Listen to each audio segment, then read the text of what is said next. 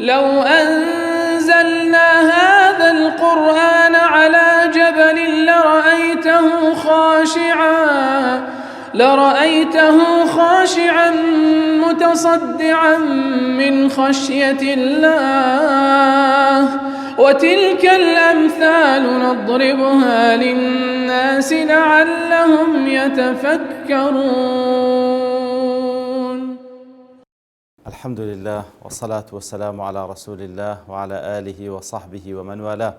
السلام عليكم ورحمة الله. برزان خوش حالم لوانەی 308 لەوانەکانی تەفسیری قورئانی پیرۆز بێمەوە خزمەتتان بە مەبەستی ڕەزامەندی خوای گەورە و هیوادارم ئێوەی ئازیز سوودی لێوە بگرن. أعوذ بالله من الشيطان الرجيم. بسم الله الرحمن الرحيم. وآتوا النساء صدقاتهن نحلة فإن طبن لكم عن شيء منه نفسا فكلوه هنيئا مريئا. بەڵێ خۆشەویستان، هەر لە ئاەتەکانی سوورەتی النساء خوای گەورە سوبحانه وتعالى کە وەکو لە سەرەتاشدا باسمان کرد باس لە زۆرێک لە ئەحکامەکان دەکا ئەوەی کەوا پەیوەستە بە ئافرەتان. لەو ئاەتە پیرۆزەشدا خوای گەورە دەفەرمی وآتوا النساء صدقاتهن نحلة، واتە ئافرەتان مارەیەکانیان بدەنێ بە دڵێکەوە وەکو بڵێ بەبێ ئەوەی کەوا هیچ لە دڵتان بی، بەڵکو طەیبەتەن بیها نفوسکم، بەخۆشی دڵی خۆتان مارەیەکان کەوا حەقی خۆیانە بیان دەنێ. فإن طبن لكم عن شيء منه نفسا فكلوه هنيئا مريئا. ئەگەر بەدڵی خۆی ئەویشیان ئەو ئافرەتە فإن طبن لكم عن شيء منه نفسا، ئەگەر بە دڵی خۆی شتێک لێت خۆش بوو یان عەفوی کردی یان پێی بەخشیەوە، ئەوە بیخۆ نۆشی جانت بی. ئەو بە کورتیمانە ئاەتەکە. لێرەدا مفەسرین دەڵێن وآتوا النساء صدقاتهن نحلة، ئەو خیتابە لۆچەیە. هەندێک لە مفەسرین دەڵێن لە بۆ ئەولیای ئەو کچانەیە، واتە لە بۆ بابی کچەکانە یاخود ئەوانەی کە سەرپەرشتی لەسەر کچەکان دەکەن کەوا بە مێردیان دەدەن. پێویستە ئەو مارەیەی کەوا لەو کەسەی وەردەگرن کەوا دەیخوازی مارەیەکەی تەسلیمی کچەکە بکەن، هیچی لێ نەخۆن مەگەر بەخۆی کچەکە شتێک بداتە بابی یاخود بداتە ئەو کەسەی کەوا سەرپەرشتی لەسەر دەکا، ئیتر ماڵی خۆی بار شێوێ تەسەڕوفی تێدا دەکا. زۆرش لە مفەسرین دەفەرمون وآتوا النساء صدقاتهن نحلة، لێردا خیتابەکە لەگەڵ ئەو کەسانەیە کەوا ژن دەخوازن، پێویستە مارەیەکانیان بدەنە ژنەکانیان، مارەیەکانیان بدەنێ بەو پەڕی دڵخۆشیەوە بیان دەنێ لە بەروی حەق خۆیانە. ئیتر ئەگەر ئەو شتێکی لۆ گەڕاندویان لە شتێک عەفوی کرد، ئەوە بابی خوا نۆشی جانبی و مانعش لەوەی دانێ فعلەن کەوا خیتابەکە لەو هەردووکان لە بەروی وەکو معلومە ئەگەر ئاەتێک زیاتر لە مانایەک لە خۆی هەڵبگری و ماناکانش لەگەڵ یەکتری دژی یەکتر نەبن، ئەوە باشتر وایە لە بۆ تەوسیعەی مەعنا ئاەتەکە هەمووی لە خۆ دەگری، کەواتە دەکرێ بڵێن خیتابەکە هەم لە بۆ ئەولیاء هەم لە بۆ ئەزواجیشە، لە بۆ هەردووچیانە پێویستە ئەو سیداقانەیان بدرێتێ ئافرەتان، مارەیەکانیان تەسلیم بکرێ. جا لێردا صەدوقاتیهن جەمعە، والله ئەعلەم مفرەدەکەی سیداقە واتە مارەیی، واتە ئافرەتان پێویستە مارەیەکانیان بدرێتێ. بە چ شێوەیەکیش بیان درێتێ؟ نحلەتەن، واتە وەکو هەدیە، کاتێکەوە هەدیەیەک دەدەی کەس فەرزی نەکردێ لەسەر هەدیە بدەی، بەو پەڕی دڵخۆشیت شتێک دەکەی هەدیە دەیدێ مقابلەکەت. لە کاتی دەفعکردنی مارەیش لە بۆ خێزانەکەت وەکو هەدیەیەک کە دەیدەیە بە خۆشی دڵی خۆت بە هیچ شێوەیەک چاوت لێ نەبی، بەو پەڕی دڵخۆشیەوە بیدێ، بەو پەڕی دڵخۆشیەوە بیدێ. وآتوا النساء صدقاتهن نحلة. جا لێرەدا مارەیی بەڵێ حەقی ئافرەتە، ئیتر ئەو مارەیە حەق خۆیتی چی لێ دەکا، دەیبەخشیتەوە بە مەسەڵەن ماڵی بابی، دەیبەخشیتەوە بە پیاوەکەی لە بۆ خۆی سەرفی دەکاتن، هیچ ئیشکالێک نییە، مهم حەقی خۆیتی، حەقی خۆیتی. جا لێرە وەکو معلومە ئێستا زۆربەی زۆری مارەیەکان ئەوەیەکەوە پێشەچی و هەروە مؤخەری لۆدادەنێن لەبوو مڕاعاتکردنی حاڵەتی مادی ئەو کەسە کە دائیمەن لەوانەیە با بڵێن داواکاریەکاندا زۆر بە یەک دوفعە پێی تەواو نەکرێتن. ئیتر ئەو مقدمە وەکو لە عورفی خەڵکی دیارە لە سەرەتا لۆی دەکا، مؤخرەکەش کە لەناوەمە زیاتر دەڵێ شەرع چەندی دانە 90 مسقال مع العلم شەرع 90 مسقال دانە بەڵام لێرەدا کە دەڵێن 90 مسقال مەقسەدیان ئەوە نەگاتە حەدی زەکات نەگاتە حەدی زەکات ئیتر ئەوەش بابەتێکی دیکە ئەگەر نا ئافرەت هەرچەند داوا بکە و پیاویش لە توانایدا هەبی لە بۆی بکە ئەوە زۆر طبیعیە وآتيتم إحداهن قنطارا قنطار كوالك مقدار شيء جار زور كواتا اعتيادي أجر تندين زور جداوبك بشرتك فيها وهبي بلام أوش لبير نكين كوا پیغمبر صلى الله عليه وسلم دفرمي تاكترين وببركترين آفرت أو آفرتي كوا ماري كما إتر مقدمة كديارة مؤخرة كش وەکو ما کە 90 کەمتر بی زیاتر بی هیچ ئیشکالێک نییە مەسەلەی ئەوەی کە زەکات دەکەوت سەریان زەکات ناوکەوتە سەری ئەوەش بابەتێکی دیکەیە ئەگەر زەکاتیش بکەوتە سەری ئەگەر لە مؤخرەکەی کە دایمەن ناوخۆمە دێن لە 90 زیاتر نەبی لەو فەرزنا کە زەکاتیش بکەوتە سەری خۆ زەکات ئەو کاتە کەوتە سەریکەوە ماڵەکەی قەبض دەکات کە وەری دەگری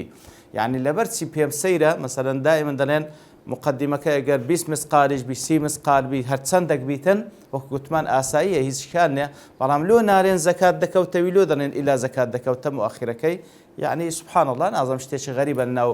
عورفی خەڵکی بە هەر حاڵ ئەگەر زەکات لە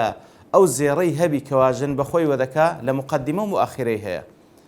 لە مقدمەکەی کەوا لەبەردەستیتی هەیە لە مؤخرەکەی تا وەری دەگری ئەو کاتە هەیە ئەگەر زەکات هەبێ ئەگەر زەکاتیش لە زێڕی ژن وەرنەگیرێ ئەوە نە لە مقدمە وەردەگیرێ نە لە مؤخرە وەردەگیرێ ئەو مەسئلەیەکە هەرچەندە والله أعلم رأي أو علماني كدلين زكاة لو زيرش ورد جيري كوا جن بخوي وذكاتن أو رأيان سلامة ترى تأمين ترى دور ترى لو كوا خوان خواسته توشي جناح به سكوانج بلغي خوان هي وبخوش مع العرف خومن أو زيري كوا جن بكاردين هر كاتيك پێویستیان پێبی پارەیە دەیفرۆشی و احتیاجات خۆی پێپڕ دەکاتەوە و زۆر جاریش بە مقدارێکی زۆر لە زێڕی هەیە بەڵام بەخۆشی وە ناکات عیلەکە ئەوەیە هەندێک لە عولەما دەڵێن ئەوەی کەوا بەخۆی وە دەکات لۆیە زێڕی ئەوەی زەکات لێ دەرناچی بە هەر حاڵ بەخۆشی وە ناکە دەڵێ زەکاتیش نادەم ئەو بەڕاستی ئەو مەفهومانە هەمووی غەڵەتە ڕەئی ئەوەی کەوا والله أعلم زیاتر لە بەڵگەکان نزیک بیدا باشترە سەلامەتترە خێری دەگاتێ لەو زێڕێککە لە ماڵی بابی هیناتی یان کە لە بۆی دەکرێ ئەو زێڕێکەوە مؤخرەشەکەوە لە عەقدەکەی نووسیتیان هێشتا لە بۆی نەکرا لە سەری نەکەنجین وەریگر ئەو جا ئەو کاتە زەکاتە دەکەوتە سەری بە هەر حاڵ پێویستە زەکات بدرێتن پێویستە عەفوەن مارەیی ئافرەتان بدرێ مقدمە وەکو گوتمان هەمووی دەیدا بەڵام مؤخرەش ئەگەر هیچ قسەی لێ نەکرێ ئەوە عورفی خەڵکی وایە مەگەر ئەو ئافرەتە بمری ئەوە پێویستە زێڕەکەی کەوا لە ذیممەی ئەو پیاوەی مابوو پێویستە بدرێتە ئەو ژنەی یعنی ببتە میرات لە ضمنی میراتی ژنەکەیە لە بۆ میراتگرانی ئەگەر پێشترێژ عەفوی کردبی پیاوەکەی بە شاهێدی دوو شاهێدان ئەوە باشتر یان ئەوە تا کە دەست لێک بەربدەن تەلاقی بدەن لە ناو عورفی خەڵکی لە کات تەلاق زیاتر دەیدرێتێ بەڵام ئەگەر لە سەرەتای مارەیەکە کچە یان بابی کچەی تحدید بکە بڕێ کاکە پاشی 10 ساڵ کە مؤخرەشمان پێویستە بدەیە پێویستە بیداتێ ئەگەر نەیداتێ مەطل الغەنی ظلم یعنی زۆر جاران بەڕاستی ئەوە نقطەیەکە پێویست تەرکیز لەسەر بکرێ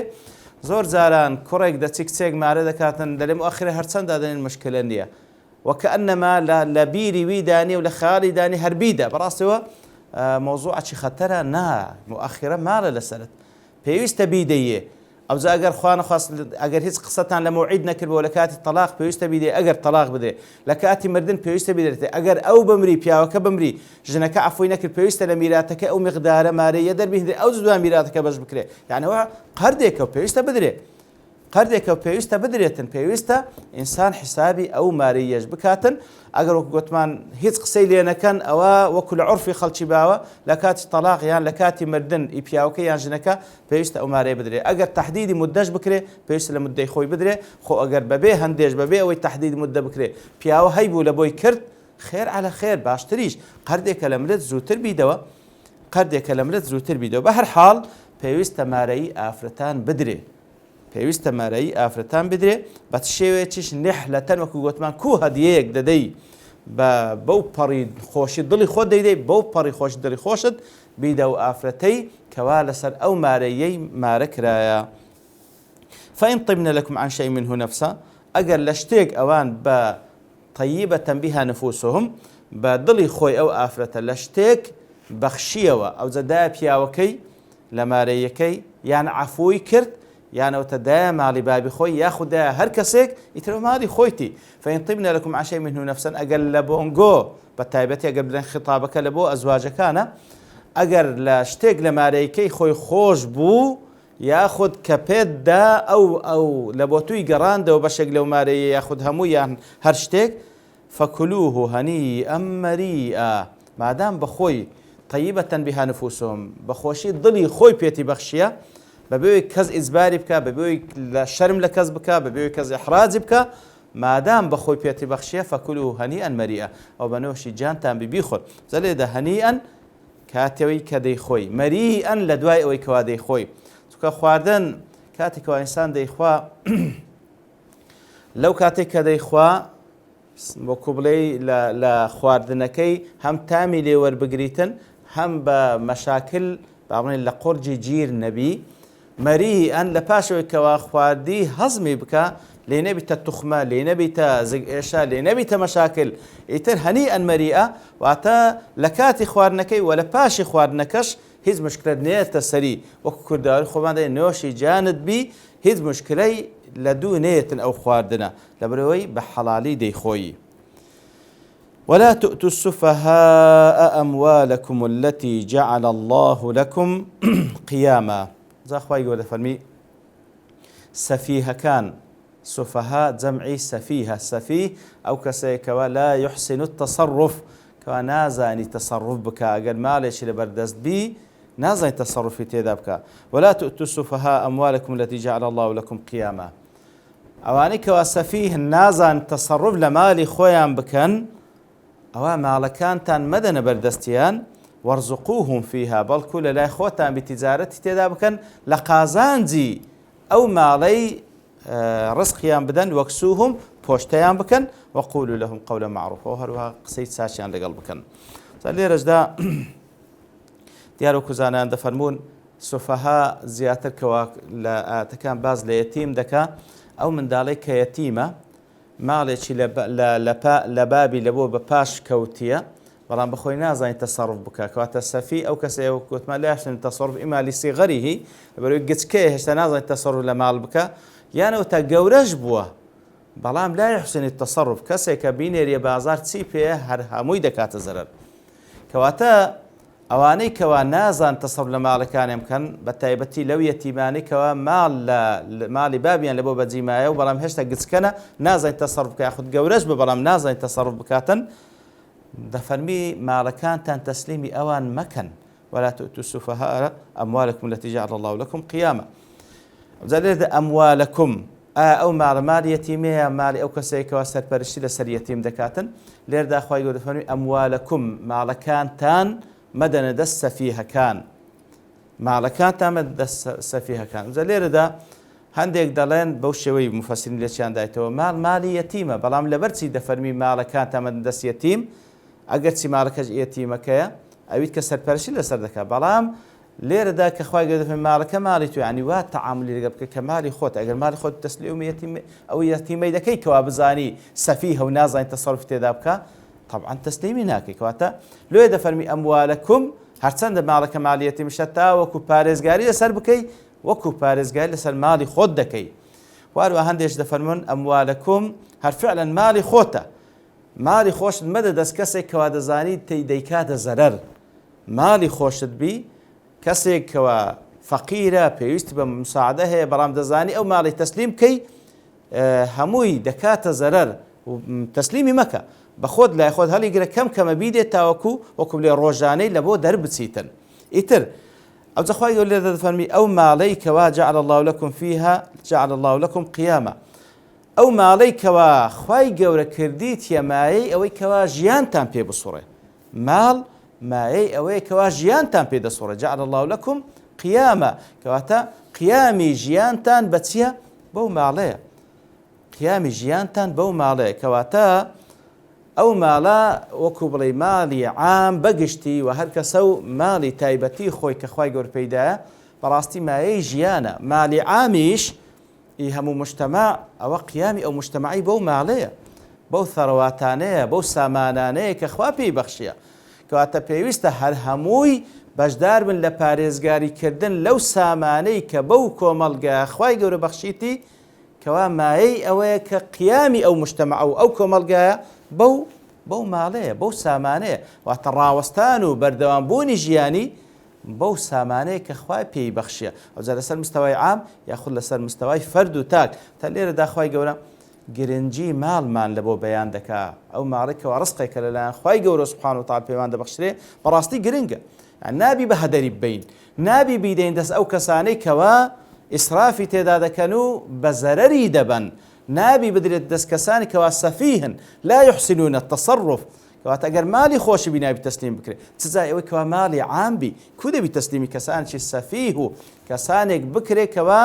گەمژەن نازان تەسەڕف بکەن، گەمژەن نازان تەسەڕف بکەن. ئیتر لێرە وەکو زانان دەفەرمون ئەو ئاتە یەکە لە بەڵگەکان لەسەر ئەوەی کەوا کەسی سەفیه ئەگەر گەورەبی یان گچکەشبی پێویستە حیجر لەسەر ماڵەکەی دابدرێ، حیجر لەسەر ماڵەکەی دابدرێ، واتە حجز بکرێ کەسێک سەرپەرش لەسەر بکە، نابی ئەو بە کەیفی خۆی تەسەڕف تێدا بکە و هەروها لە قازانجی ئەو ماڵێکەوە قازانج تێدا کرێت تیجارەت پێ دەکرێت بیدەنێ بە ژیانی ڕۆژانە پێ بسوڕێ. ئەوجا لێرە دەفەرمی وەرزقوهم فیها، نافەرمی وەرزقوهم منه، لەو ماڵە نافرم بیان دەنێکەوە دەستان بەسەرداگرێت بە خۆی نازانێت تەسەڕف تێدا بکە، نافەرمی لەو ماڵە بیدەن، دەفەرمی وەرزقوهم فیها، واتە لە قازانجی ئەو ماڵەی، کەواتە کە کەسێک سەفیهە نازانێت تەسەڕف لە ماڵەکەی خۆی بکە یان لەبەر گچکەی یان لەبەر ئەوەی کە گەورەشە بەڵام گەمژەیە، ئەو ماڵەی کەوا دەستی بەسەرداگیرەیە خۆ ناکرێت لە لایشدا بدرێت و سەبرە بیدرێتە تا خلاص دەبێت، نە پێویستە تیجارەتی تێدا بکرێت، لە قازانجی ئەو ماڵەی بیدرێتی و ڕۆژانە ژیانی پێ بسوڕێندرێ. فەرزقوهم فیها وەکسوهم، ئیتر ڕزقیان بدەن لە بۆ خواردن و خواردنەوەیان و هەروە پۆشتەیان بکەن. وقولوا لهم قولا معروفا، و بە قسەی جوان بە قسەیەکی چاک بەڕێیان بکەن، هەرجار بە قسەی خۆش بەڕێیان بکەن، لەوانەیە بێتن داوای هەموو ماڵەکەی بکە، تێی بگەینە نەخێر ئەمن وا تیجارەت پێ دەکەم، احتیاجاتی خۆت لە بۆ دابین دەکەم، بە قسەیەکی خۆش قەناعەتی پێبینە. ئیتر لێرەشدا کاتەکە تەواو دەبی بە پشتوانی خوای گەورە لەوانەی داهاتوو دێنەوە خزمەت ئاەتەکانی دواتر کە خوای گەورە سوبحانە وتەعالا باز لەو ئەحکامان دەکات کە وەک گوتمان زیاتر پەیوەستە بە یەتیم یاخود بە ئافرەتان. وصلى الله وسلم على نبينا محمد وعلى آله وصحبه أجمعين، وآخر دعوانا الحمد لله رب العالمين. لو أنزلنا هذا القرآن على جبل لرأيته خاشعا متصدعا من خشية الله، وتلك الأمثال نضربها للناس لعلهم يتفكرون.